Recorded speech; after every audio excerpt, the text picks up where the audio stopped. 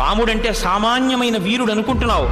ఆయన అంటాడు, మండిత విస్ఫులింగ విషమ జ్వలితానల కీలలు వబ్జ గర్భాండము నిండ రామ వసుధాదిపుడేశుడు వజ్ర సాధన ఖండిత పంక్తి కంట కడకంట పురాంతక శైలచాలనొద్దండ బల ప్రచండ పురదండ విఖండన చండకాండముల్.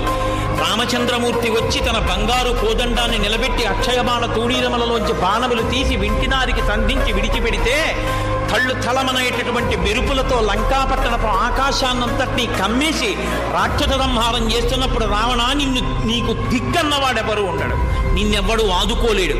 రామచంద్రమూర్తి యొక్క పరాక్రమం అంటే అటువంటిది. ఆయన యొక్క వీరోచితమైన లీల